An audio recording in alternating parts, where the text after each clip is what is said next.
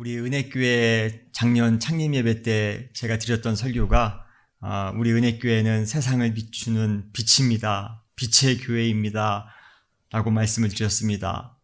그 이후로 우리 교회를 위해서 기도할 때마다 정말 우리 은혜교회가 강한 하나님의 빛이 되어 우리 지역과 온 사방을 비추는 그러한 빛의 교회의 모습을 생각할 때마다 얼마나 마음이 뜨거운지 모릅니다. 그러한 빛의 교회가 되는 우리 은혜교회가 되시기를 주님의 이름으로 축원합니다. 그렇다면 우리가 그러한 교회가 되기 위해 중요한 것이 있습니다. 올해 2023년도 새해를 맞이하면서 우리가 그러한 교회를 이루기 위해 알맞은 영적 자세와 품위를 갖추셔야 됩니다. 특별히 오늘 본문이 나오는 에스겔서 37장은 우리에게 어떠한 교회가 되어야 할 것인지에 대한 지혜를 가져다 줍니다. 우리가 오늘 이 에스겔서 37장 너무 유명한 말씀이죠. 이 구절을 통해서 과연 우리가 어떠한 교회가 되어야 될지 같이 한번 나누어 보는 시간을 갖기를 원합니다. 먼저 우리 교회는 사명으로 나아가는 교회가 되어야 됩니다. 우리 다 같이 한번 따라 하실까요? 사명으로 나아가는 교회가 되자. 은혜교회가 세상을 비추는 빛의 교회가 되기 위해 먼저 우리 교회는 사명의 자리로 나아가야 합니다. 올해 우리 교회의 표어가 뭐죠? 복음의 사명을 믿음으로 감당하는 교회입니다.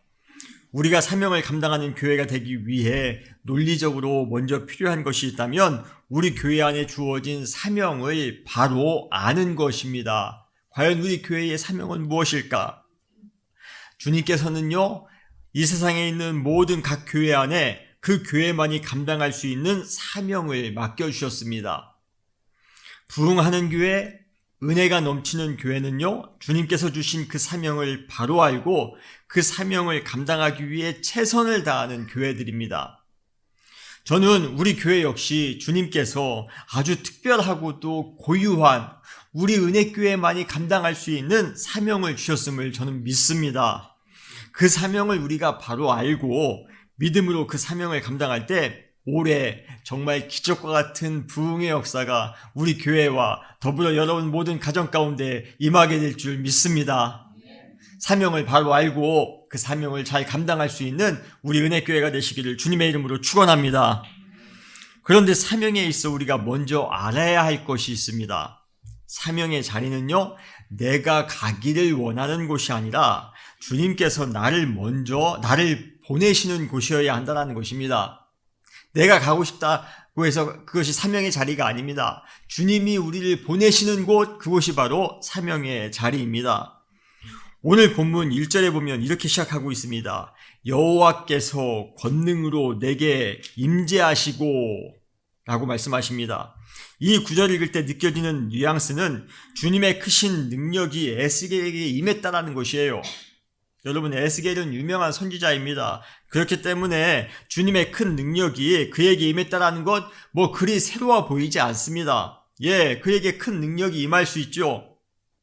그런데 이 구절에 나오는 권능이라는 이 단어에 해당되는 히브리어 야드라는 그러한 단어인데요. 이 단어는 사실 손이라는 그러한 의미를 가지고 있습니다. 권능이라는 그러한 뜻보다는 그냥 일반적인 우리 사람의 손입니다. 그래서 다른 모든 번역본들, 특히 제가 영어 성경 다 찾아봤는데요, 다 핸드라고 다 번역되어져 있습니다. 유일하게 우리 개역 개정만 권능이라고 번역하고 있습니다. 이스라엘 사람들의 개념에 있어서 하나님의 손에는 크신 권능이 있다라고 그들은 생각했습니다. 그래서 시편 118편 16절에서 시인은 이렇게 선언합니다. 여호와의 오른손이 높이 들렸으며 여호와의 오른손이 권능을 베푸시는도다. 여기에 이 히브리어 야드를 손이라고 번역하든 아니면 권능이라고 번역하든 의미상 큰 차이는 없습니다. 그러나 이 야드를 손으로 번역하면요, 1절의 상황을 좀 더 생생하게 상상할 수가 있습니다. 여호와의 손이 에스겔에게 임하여 그들 지금 어디론가 데리고 가고 있는 중입니다. 마치 부모님이 자녀의 손을 잡고 가는 그러한 모습을 우리는 연상할 수가 있습니다. 지금 주님께서 우리의 손을 붙잡고 에스겔의 손을 붙잡고 지금 어디론가 그를 인도하고 있는 중이에요. 사랑하는 성도 여러분, 사명의 땅은요, 내가 가지고 있는 지식이나 정보, 경험이나 재능으로 가는 곳이 아닙니다. 내 마음으로 가고 싶은 그곳이 아닙니다. 사명의 땅은요, 하나님의 손이 우리를 인도해 줄 때 비로소 갈 수 있는 곳임을 여러분 믿으시길 바랍니다. 우리 은혜교회 사명도 마찬가지입니다. 우리 교회가 앞으로 가야 될 길은요, 목사님이나 아니면 몇 사람에 의해서 만들어질 수 있는 것이 아닙니다. 조직이나 회의를 통해서 정해지는 것도 아니에요. 오직 주님의 손만이 우리의 은혜교회를 인도할 수 있습니다. 사명은 내가 정하는 것이 아니라 주님께서 정하시는 것이에요. 사명은 내 뜻을 이루는 장소가 아니라 하나님의 뜻을 이루는 장소입니다. 그러기에 여러분, 주님의 손에 이끌리어 사명의 자리로 나아가시는 여러분 되시기를 주님의 이름으로 축원합니다. 그렇다면 지금 주님께서 에스겔의 손을 잡고 어디로 그를 데려가시고 있는 중이에요? 어디로 지금 에스겔을 지금 인도하고 있는 중입니까? 바로 골짜기입니다. 골짜기로 지금 에스겔을 인도하고 있어요. 사실 성경에서 골짜기라고 하면요, 좋은 장소가 아닐 경우가 가능성이 매우 높습니다. 골짜기라고 할 때 제일 먼저 생각나는 성경 구절이 어디 나오죠? 시편 23편에 나오죠? 거기 나오는 골짜기는 무슨 골짜기입니까? 사망의 음침한 골짜기입니다. 이스라엘 사람들에게서 죽음을 은유하는 표현으로 자주 사용하는 골짜기가 있습니다. 그곳에서 탐욕으로 이스라엘 전체에 큰 손해를 끼친 아간을 처단했던 곳인데 그 골짜기가 바로 흰놈의 골짜기입니다. 아골 골짜기, 아간의 골짜기라고도 합니다. 그리고 시편 84편에서 신앙의 순례를 뭐라고 표현하고 있습니까? 눈물의 골짜기라고 표현하고 있습니다. 결국 한마디로 말해 성경에 나오는 골짜기는 별로 달가운 곳이 아닙니다. 에스겔이 기대를 가지고 여호와의 손에 이끌려 왔건만 그는 아마 콧노래를 불렀을 거예요. 여호와의 손에 이끌려 갈 때 어린아이 같은 우리 미련하고 약하나 주의 손에 이끌려 생명길로 가겠네. 아마 그는 찬양하면서 여호와의 손에 이끌려 왔을지 몰라요. 그런데 그가 도착하고 보니 그곳이 어디입니까? 골짜기 한가운데였습니다. 그때 그의 표정이 어떨지 우리는 충분히 상상할 수 있을 것 같아요. 우리 어린아이를 데리고 부모님이 장난감 가게 가는 줄 알고 그 아이가 너무 좋아했는데 도착해보니 어디입니까? 치과입니다. 그때 그 아이의 그 침통한 표정, 여러분 충분히 상상할 수 있지 않아요? 에스겔이 지금 그러한 마음입니다. 그래도 혹시나 하는 마음에 골짜기에 뭔가 다른 좋은 것이 있겠지 하는 마음을 에스겔이 가졌을지 몰라요. 아무리 부정적인 골짜기라 할지라도 금이나 귀한 보석이 있다면, 아니면 그곳에서 왕이나 지도자를 만날 수 있는, 그래서 좋은 인간관계를 맺을 수 있다면, 그 골짜기에서 그 한 모금만 마시면 나의 모든 병이 다 나을 것 같은 그러한 셈이 있다면 에스겔은 형통한 인생을 살 수 있을 것이라는 희망을 조금 품었을 것입니다. 좋은 거 있겠지.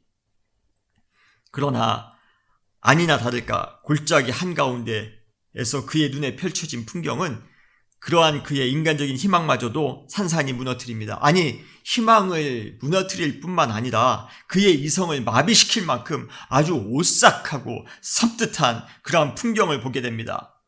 성경은 에스겔이 본 광경을 이렇게 표현하고 있습니다. 오늘 본문 1절이에요.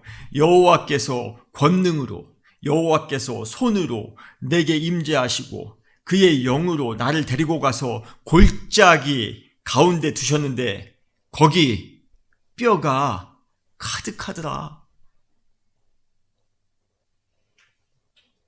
뼈가 가득하더라. 골짜기에 왔는데, 좋은 거 있을 줄 알고 왔는데 아니나 다를까 뼈밖에 없습니다. 얼마나 오싹합니까? 얼마나 두렵습니까? 왔는데 공동묘지예요. 오늘 본문 2절에 보면 그 뼈의 상태를 또 자세히 설명하고 있습니다. 그 골짜기 지면에 뼈가 힘이 많고 아주 말랐더라. 첫 번째 상태는 뭡니까? 골짜기 전체를 가득 채우고도 남을 만큼 뼈가 많이 있었다라는 것이에요. 특히 이 뼈들은 사람의 형태를 온전하게 보존한 것이 아니라 사방으로 모든 뼈가 흩어져 있는 모습입니다. 두 번째 상태는 무엇입니까? 그 모든 뼈들에게 생명의 기운이라고는 0.01%도 남아있지 않고 완전히 말랐다라는 것이에요. 생명에 대한 희망이 전혀 없다라는 것입니다. 그런데 지금 에스겔이 보고 있는 이 골짜기의 광경은요, 환상이 아닙니다. 우리가 보통 에스겔 골짜기 환상이라고 해서 이것을 환상이라고 생각하는데요, 환상이 아닙니다. 그렇다고 그가 지금 꿈꾸고 있는 것도 아니에요. 꿈도 아닙니다. 그가 지금 보고 있는 것은요, 실제 역사적으로 일어난 사건 한가운데에 서 있는 중입니다. 진짜예요. 리얼입니다. 에스겔이 활동했던 시기는 남유다가 바벨론에 의해서 멸망하던 때였습니다. 그 당시 바벨론 그 군대는요, 자비가 없기로 유명한 군대입니다. 지금 이 골짜기 광경은 이 바벨론 군대가 남유다를 침략하여 엄청난 살육으로 아주 초토화시킨 이후 몇 년이 지난 때입니다. 그때 그 침략으로 수천 명의 이스라엘 사람들이 이 골짜기에서 안타까운 희생을 당합니다. 그러나 누구 하나 그 시신들을 수습할 엄두도 내지 못했습니다. 아니, 시신을 수습할 사람조차 없었습니다. 완전히 패망했던 그러한 시기였어요. 그리고 세월의 흐름과 더불어 그들은 서러운 백골이 되었습니다. 한때는 하나님의 백성이라는 그 자존감을 가지고 살았던 사람들이었어요. 한때는 마음껏 하나님께 예배드리며 찬송과 기쁨으로 살았던 사람이었습니다. 그런데 지금은 생명이라고는 전혀 찾아볼 수 없는 흉한 뼈가 되어 모든 사람들에게 흉물처럼 천시받고 있어요. 그런데 더 비극적인 것은 무엇입니까? 그 골짜기 안에 어느 희망도 남아있지 않다는 것입니다. 사방을 둘러봐도 이 마른 뼈들이 다시 소생할 가능성, 이 소생할 가능성이 조금도 없었습니다. 찾아볼 수가 없었어요. 하나님께서는 뼈들을 보고 놀라서 심장이 아직도 쿵쾅쿵쾅 뛰는 에스겔에게 이렇게 명령합니다. 골짜기 사방으로 다니면서 그 뼈들을 자세히 보라는 것이에요. 지금 공동묘지에 담력 훈련하러 온 것 아니니까 두려워하지 말고 담대히 뼈 사방을 다니며 자세히 그 뼈들을 보라는 겁니다. 오늘 본문 2절에 보면 나를 그 뼈 사방으로 지나가게 하시기로 본즉, 처음 그 뼈들을 보았을 때는요, 당황스러웠습니다. 아주 혐오스럽기도 했고요, 무섭기도 했습니다. 왜 주님께서 하필 이곳으로 자신을 데려오셨는지 솔직히 이해할 수가 없었어요.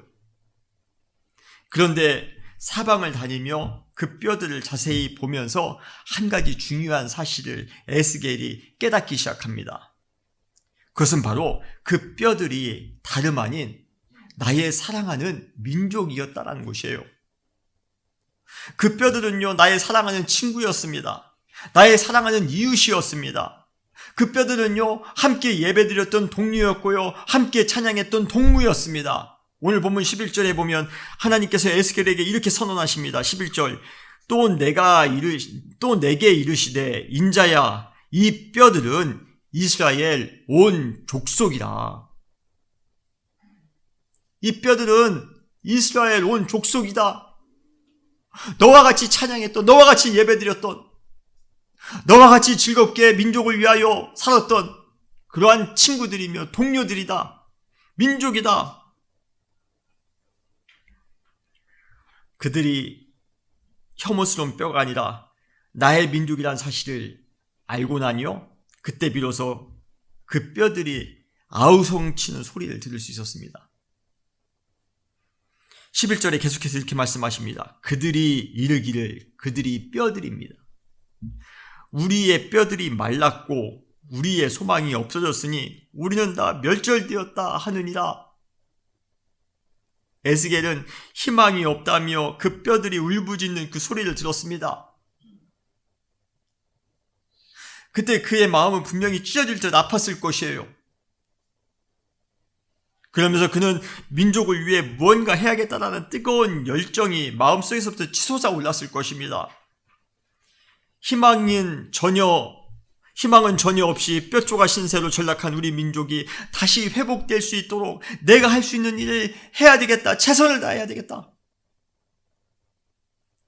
바로 그 순간이 마른 뼈로 가득한 골짜기 한가운데에서 자신의 사명을 발견한 순간이었던 것입니다.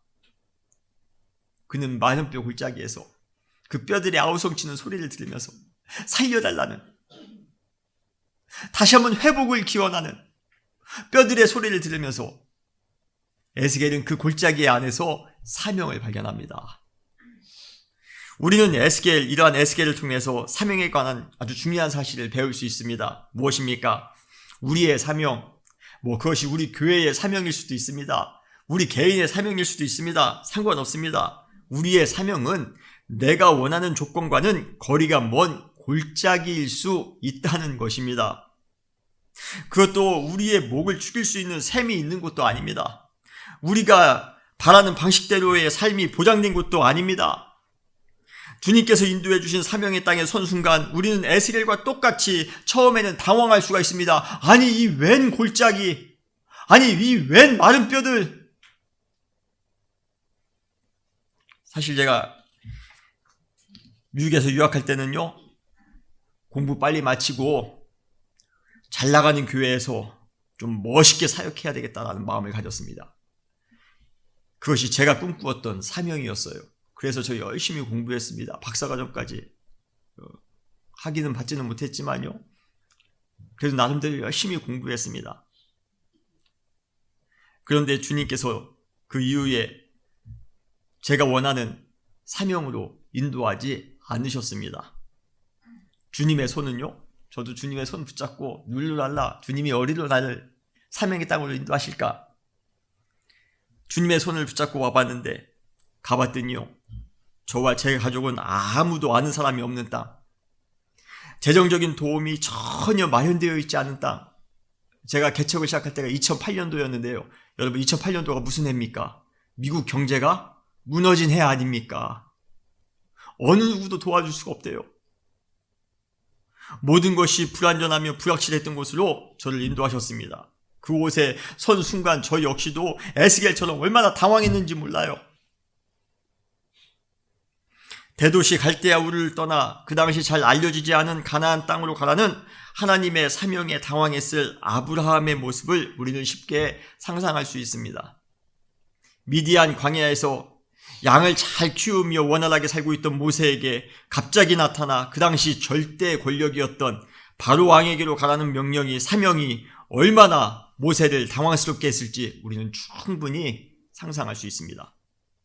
우리에게 주어진 사명은요, 흔쾌히 받아들일 수 있는 것이라기보다는 우리를 당황스럽게 만드는 경우가 훨씬 더 많이 있습니다. 여러분, 우리에게 주어진 사명의 땅이 어떠한 곳이기를 여러분은 기대하십니까?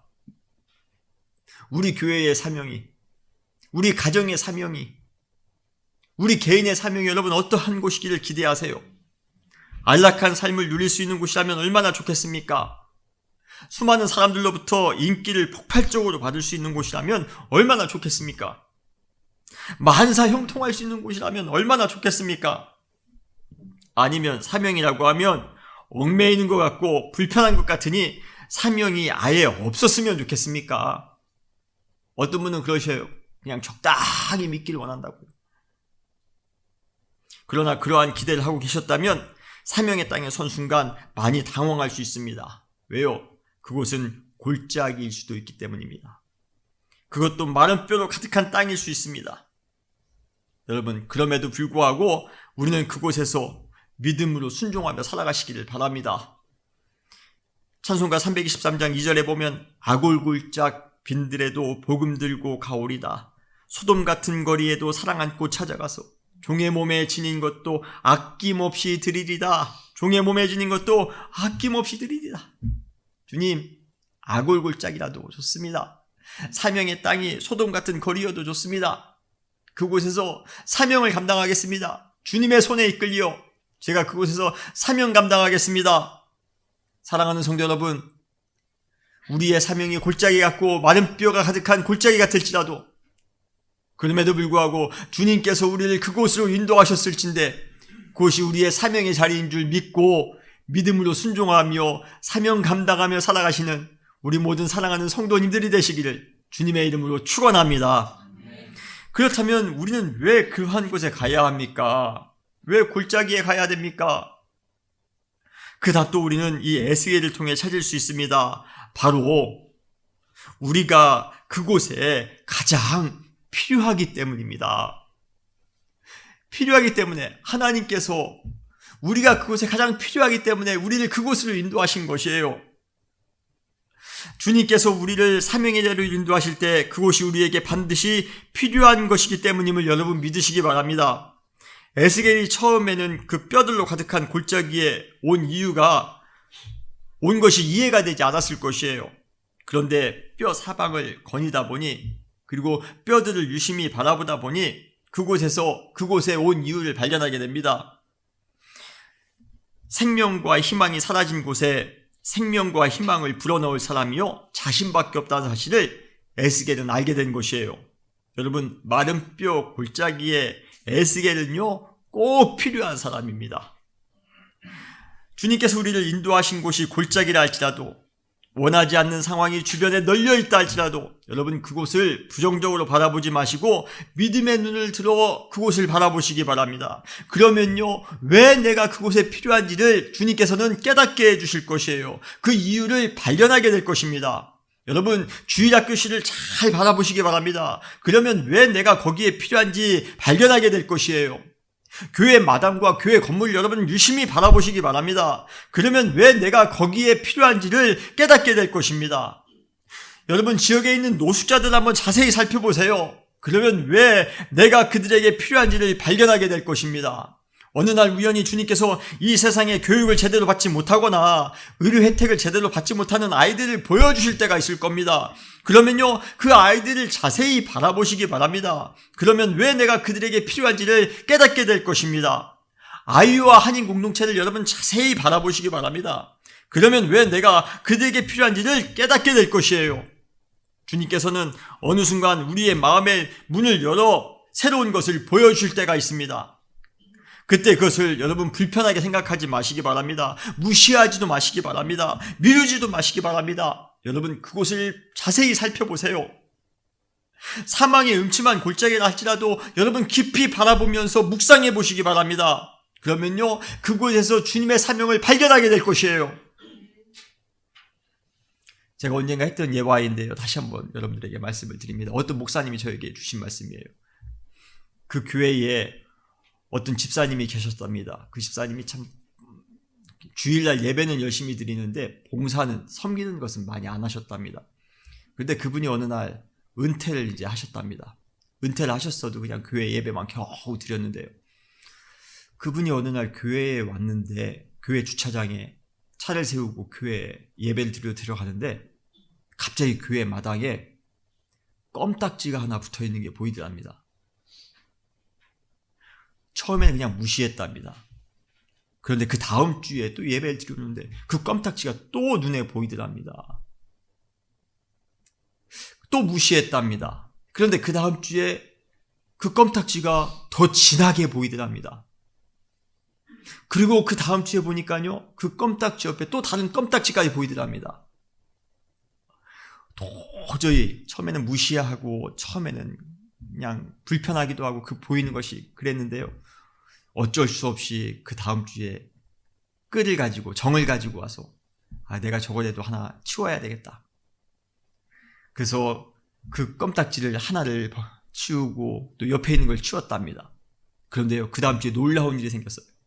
다른 집사님이 자기 집에 있는 끈을 갖고 와서 그 집사님하고 또 둘이 같이 껌딱지를 치우기 시작했답니다. 그런데 그 다음 주에 또 다른 집사님이 집에서 끈을 갖고 와서 또 그 껌딱지를 같이 치우기 시작했답니다. 그러더니요 이제는 껌딱지뿐만 아니라 한국 교회에는 여러분 그 층기에 올라갈 때 그 층기에 미끄러지지 않게끔 하기 위해서 금속으로 이렇게 해놓지 않습니까? 그것을 닦는 사람이 또 생기기 시작하더랍니다. 그러더니 남선교회가 부흥하더랍니다. 참 작은 곳에서도 시작했는데 처음에는 그 껌딱지 치우는 게 불편했습니다. 그 보이는 것 자체가 싫었답니다.